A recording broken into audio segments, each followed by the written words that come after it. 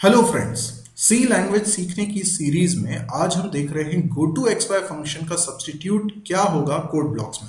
यानी मैं go to X Y function जो टर्बो पे हमेशा यूज करता आ रहा हूं उसको कोड ब्लॉक्स पे कैसे यूज करूंगा। अब देखिए, दो तरह के स्टूडेंट्स होंगे जो लोग इस वीडियो को देख रहे हैं। या तो आपने गो टू एक्स वाई कभी पहले यूज ही नहीं करा है तो आपको उसके बारे में कोई जानकारी नहीं है, तो पहले मैं वो बता दूंगा एक ब्रीफ में कि गो टू एक्स वाई क्या होता है। दूसरा, कई लोग ऐसे होंगे जिन्होंने go to X Y turbo पे यूज किया होगा, टर्बो आईडी पे यूज किया होगा, लेकिन अभी अभी उन्होंने कोड ब्लॉक्स पे प्रोग्रामिंग करना स्टार्ट किया और वो चाह रहे हैं go to X Y function वो कोड ब्लॉक्स पे भी यूज कर पाए, तो उन्हें एरर आती है। तो दोनों के लिए ये वीडियो काम का है। तो देखिए, सबसे पहले go to X Y function का काम क्या है। जैसे मान लीजिए ये आउटपुट स्क्रीन है। आउटपुट स्क्रीन पे बाय डिफॉल्ट जब भी मैं कुछ प्रिंट करता हूँ तो वो लेफ्ट टॉप से ही प्रिंट होता है। मान लीजिए मैंने कुछ प्रिंटफ लिखा और प्रिंटफ में लिख देता हूँ हेलो। ठीक है, अभी ये कहाँ प्रिंट होगा? लेफ्ट टॉप में ही प्रिंट होगा। देखिए, इस बात को प्रूव करने के लिए मैं एक छोटा सा प्रोग्राम बना लेता हूँ। यहाँ पे मैंने लिखा मेन, और मेन की बॉडी के अंदर मैंने लिखा प्रिंटफ, और प्रिंटफ में लिख देता हूँ हेलो। ठीक, और इसके बाद मैं गेट स्विच लगा देता हूँ ताकि स्क्रीन होल्ड हो जाए। अभी मैं इस प्रोग्राम को रन करता हूँ, आप देखेंगे आउटपुट कहाँ आ रहा है? लेफ्ट टॉप पे आ रहा है। तो ये जो आउटपुट स्क्रीन है इसमें लेफ्ट टॉप में ही क्यों आउटपुट आ रहा है? क्योंकि cursor by default left top पे मौजूद होता है और प्रिंटर वहीं प्रिंट करता है जहां पे कर्सर पोजीशनड होता है, यानी मौजूद होता है। लेकिन अगर मैं नाम को या हेलो को यहां नहीं बल्कि कहीं और प्रिंट कराना चाहता हूं, फॉर एग्जांपल इस जगह पर, तो ये कर्सर को पहले मुझे मूव करना पड़ेगा। कर्सर की पोजीशन को यहां से चेंज करा के मुझे इस जगह पे लेके आना होगा। अब मैं आपको बता दूं कि एक स्क्रीन पे 25 लाइन्स आ सकती हैं और 80 कॉलम्स आ सकते हैं। तो मैं यूज करता हूं गो टू एक्स वाई नाम के फंक्शन को। It is a pre defined function. जैसे प्रिंटफ पहले से बना हुआ फंक्शन है, गो टू एक्स वाई भी पहले से बना हुआ फंक्शन है, और ये एक ही शब्द है। गो टू और एक्स वाई के बीच में स्पेस मत दीजिएगा। इस फंक्शन में दो आर्ग्यूमेंट पास होते हैं। सबसे पहले वैल्यू एक्स की होती है, फिर वाई की होती है। यानी आप एक लाइन में पोजीशन नंबर बताइए, कर्सर कहाँ होगा। तो पहली वैल्यू 1 से लेकर 80 तक हो सकती है, क्योंकि 80 कॉलम्स है ना। तो x की वैल्यू बढ़ाऊंगा तो क्या होगा? कर्सर आगे बढ़ेगा। तो सपोज करिए कि ये पोजीशन है 20। ठीक है, तो मैं चाहता हूं कि नाम बिल्कुल लेफ्ट में चिपका हुआ ना रहे, हेलो का एच सबसे शुरुआत में ना रहे, बल्कि 20वीं पोजीशन पर रहे। और इसी तरीके से लाइन नंबर होते हैं। जैसे लाइन नंबर 1 है, 2 है, 3 है, 4 है, ऐसे करके 25 लाइन्स है। तो मान लीजिए मुझे लाइन नंबर 8 पे इसको डिस्प्ले कराना है, तो दूसरा आर्ग्यूमेंट मेरा होना चाहिए 8। तो x की वैल्यू 20 और y की वैल्यू 8। तो ध्यान रखिएगा, ये x और y है। x के बढ़ने से हॉरिजॉन्टल मूवमेंट होता है। आप इसको ऐसे भी समझे, हॉरिजॉन्टल वैल्यू और वर्टिकल वैल्यू। और जैसे 8 है तो 8 वर्टिकल वैल्यू है। ठीक है, ठीक है। अब इस चीज को मैं चलाता हूं, टर्बो पे चलाऊंगा ना तो ये बिल्कुल चलेगा, लेकिन अभी मैं चला रहा हूं कोड ब्लॉक्स पे। तो मैंने यहां लिखा गो टू एक्स वाई और इसमें लिख देता हूं 20,8। क्या होना चाहिए? अगर टर्बो होगा तो बिल्कुल चलेगा, लेकिन मैं कोड ब्लॉक्स पे चला रहा हूं। यहाँ पे एरर आ रही है, एरर मैसेज आप नीचे देख सकते हैं। ये 1 एरर है। क्या बोल रहा है? Undefined reference to go to X Y. Go to X Y क्या है वो उसको पहचान नहीं पा रहा। बेसिकली कोड ब्लॉक्स के पास लाइब्रेरी में गो टू एक्स वाई नाम का कोई प्री डिफाइंड फंक्शन नहीं है, जबकि टर्बो में था। तो क्या टर्बो बेटर? नहीं, बेटर वाली बात नहीं है।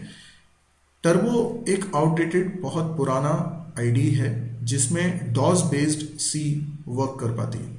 आज के समय में जो सी प्लस प्लस लैंग्वेजेस में नए चेंजेस हो चुके हैं, नई चीज़ें आ चुकी हैं, वो टर्बो पे वर्क नहीं करती। तो मेरा रिकमेंडेशन है आप टर्बो को छोड़ दीजिए और कोई मॉडर्न कंपाइलर या मॉडर्न आईडी पे काम करिए, जैसे कि कोड ब्लॉक्स।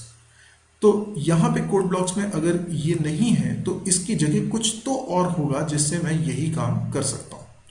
तो फिर वो तरीका क्या होगा? अच्छा, कई लोग ऐसा सोच सकते हैं कि मैंने वो हेडर फाइल इंक्लूड नहीं करी है जिसमें go to X Y declared होता है, तो शायद इस वजह से नहीं चल रहा है। तो मैं वो भी करके बता देता हूँ। Hash include conio.h। conio.h वो हेडर फाइल है जिसमें go to X Y declared होता है, लेकिन ये बात टर्बो के लिए वैलिड है। अभी अगर मैं इसको रन करता हूँ तो अगेन एरर आ रही है, क्योंकि गो टू एक्स वाई जब लाइब्रेरी में है ही नहीं तो कोई भी हेडर फाइल आप इंक्लूड कर लीजिए, ये चलने वाला नहीं है। तो ये हेडर फाइल को इंक्लूड करना सॉल्यूशन नहीं है। अब गो टू एक्स वाई की जगह जो फंक्शन हमको यूज करना होता है जिसकी मदद से हम ये काम कर सकते हैं, वो फंक्शन कौन सा है? वो फंक्शन है सेट कंसोल, और कोई गैप नहीं है, स्पेस नहीं है बीच में, कंसोल कर्सर पोजीशन। ये इस फंक्शन का नाम है जो आपको यूज करना है, ठीक है, GoToXY के लिए। पर प्रॉब्लम क्या है, ये फंक्शन इतना सिंपली आप यूज नहीं कर पाते। आपको इसके पहले बहुत कुछ पता होना चाहिए, तब जाके आप इसको यूज कर पाएंगे। सी लैंग्वेज में आप GUI प्रोग्रामिंग कर सकते हैं, यानी ग्राफिकल यूजर इंटरफेस क्रिएट कर सकते हैं। जैसे हम कंसोल पे सिर्फ टेक्स्ट के फॉर्म में इनपुट और आउटपुट देखते हैं, वैसा ही नहीं, हम ग्राफिकल इनपुट आउटपुट भी कर सकते हैं। लेकिन ये सब करने के लिए आपको और भी बहुत कुछ सी लैंग्वेज में अभी पढ़ना बाकी है। सबसे पहली बात तो ये है कि इस फंक्शन को अगर आप यूज कर रहे हैं तो आपको जो हेडर फाइल इंक्लूड करनी पड़ेगी उसका नाम है windows.h। windows.h, ठीक है। तो पहली चीज तो मुझे ये करनी पड़ेगी। दूसरी चीज, मैं अगर इस फंक्शन को यूज करता हूं तो मुझे इसमें दो आर्ग्यूमेंट भी पास करने होते हैं। पहला आर्ग्यूमेंट जो पास होता है वो है handle. Now what is handle? Handle ये डॉस बेस्ड सी जो पुरानी सी है उसमें नहीं था, ये विंडो बेस्ड सी में है। कॉन्सेप्ट नया है, इसलिए अभी इसकी डिटेल में हमें नहीं जाना है। लेकिन हैंडल एक टाइप है, डेटा टाइप की तरह है, तो इस टाइप की वैल्यू मुझे पहले आर्ग्यूमेंट के रूप में इसमें पास करनी है, और दूसरे आर्ग्यूमेंट के रूप में मुझे पास करनी है कॉर्ड टाइप की वैल्यू। कॉर्ड क्या है? ये भी एक डेटा टाइप है, स्ट्रक्चर की मदद से बना है ये। तो इस टाइप की मुझे वैल्यू पास करनी है। तो इस तरीके से मैं जब दो वैल्यू पास कर दूंगा तब इसका काम होगा। ओके, अब मैं ये कैसे ऑब्टेन करूंगा इसके बारे में बात करते हैं। तो देखिए, मैं GoToXY फंक्शन की जगह पर कॉल करता हूं इस फंक्शन को सेट। आप देखिए ये केस सेंसिटिव है, इसलिए जो मैं कैपिटल में लिख रहा हूं उसको आप कैपिटल में लिखिए। हर वर्ड का जो पहला लेटर है वो मैं कैपिटल लिख रहा हूं। तो सेट कंसोल कर्सर पोजीशन, ये हो गया फंक्शन का नाम, और पहला आर्ग्यूमेंट इसमें हैंडल मुझे पास करना है, और दूसरा आर्ग्यूमेंट मुझे कॉर्ड टाइप की वैल्यू पास करनी है। प्रॉब्लम क्या है? प्रॉब्लम ये है कि हैंडल टाइप की वैल्यू मुझे कहाँ से मिलेगी, और कैसी हैंडल टाइप की कैसी वैल्यू होती है। तो मुझे एक प्री डिफाइंड फंक्शन को कॉल करना है। देखिए बहुत सिंपल है, गेट स्टैंडर्ड हैंडल। तो मैं यहां पर फंक्शन कॉल कर रहा हूं गेट std हैंडल, ठीक है। ये फंक्शन मुझे रिटर्न करके देगा हैंडल। तो जो ये फंक्शन रिटर्न करेगा वो सेट कंसोल कर्सर पोजीशन में पहले आर्ग्यूमेंट के रूप में पास हो जाएगा। अच्छा, लेकिन गेट स्टैंडर्ड हैंडल ये फंक्शन को मुझे बताना पड़ेगा कि मुझे किस तरह का हैंडल चाहिए। तो मैंने कहा std आउटपुट हैंडल। अच्छा, ये जो है ना, ये एक आइडेंटिफायर है जो डिनोट कर रहा है आउटपुट स्क्रीन को हैंडल करने वाली चीज को। तो जो आउटपुट स्क्रीन को हैंडल करता है वो वाला हैंडल ये फंक्शन करेगा रिटर्न। तो ये आउटपुट स्क्रीन, क्योंकि आउटपुट स्क्रीन पे ही तो मुझे कर्सर की पोजीशन को सेट करना है, इसलिए मेरे को ये हैंडल की जरूरत थी। और दूसरा जो वेरिएबल होगा वो मैं पास करूंगा कॉर्ड टाइप का। तो मैंने कोई सी नाम का वेरिएबल बना लिया और उसमें मैं पास कर रहा हूँ। ओके, यहाँ पर मैंने सी नाम का वेरिएबल बना लिया और पास कर दिया। That's it. ये GoToXY की जगह हो गया काम। लेकिन ये सी नाम का वेरिएबल किस टाइप का है? कॉर्ड टाइप का है ना, तो मुझे कॉर्ड बनाना पड़ेगा। तो कैसे बना सकता हूँ? COORD, ये क्या है? ये पहले से बना हुआ एक स्ट्रक्चर। आप जानते हैं स्ट्रक्चर क्या होता है? अगर नहीं जानते तो स्ट्रक्चर टॉपिक जब आप पढ़ लेंगे तो आपको मेरी बात समझ में आएगी। बाकी स्ट्रक्चर की मदद से आप एक डेटा टाइप बना सकते हैं। तो कॉर्ड एक डेटा टाइप है। इस टाइप का मैं एक वेरिएबल बना रहा हूँ सी, ठीक है। लेकिन सी के अंदर मुझे वैल्यू रखनी पड़ेगी। सी के अंदर दो वेरिएबल्स हैं, एक्स और वाई, कैपिटल लेटर्स में, C.x और C.y, ठीक है। इसके अंदर मैं रख देता हूँ 20 और C.y इसके अंदर रख देता हूँ मैं 8। आप ध्यान दें, जब मैं GoToXY फंक्शन लिख रहा था यहाँ पर, तो मैंने इसमें वैल्यू 20 और 8 पास करी थी, जो कि x और y की वैल्यूज थी। वही चीज मैंने यहाँ पे C के एक्स और वाई में रख दिए। बस हो गया प्रोग्राम कंप्लीट। अब मैं इसको रन करता हूँ। आप देख सकते हैं कि हेलो अब कहाँ पर प्रिंट हो रहा है। ये 20th पोजीशन है कर्सर की, यानी इसके पहले 20 कैरेक्टर्स, ये 20वां कैरेक्टर है एच शुरुआत से, और लाइन टोटल 25 होती है, तो ये 8वीं लाइन में मैंने इसको प्रिंट करवाया। लेकिन आपको हो सकता है ये कॉम्प्लिकेटेड लगे, बिल्कुल हो सकता है, क्योंकि अभी बहुत सारे बेसिक्स इसके नहीं पता है।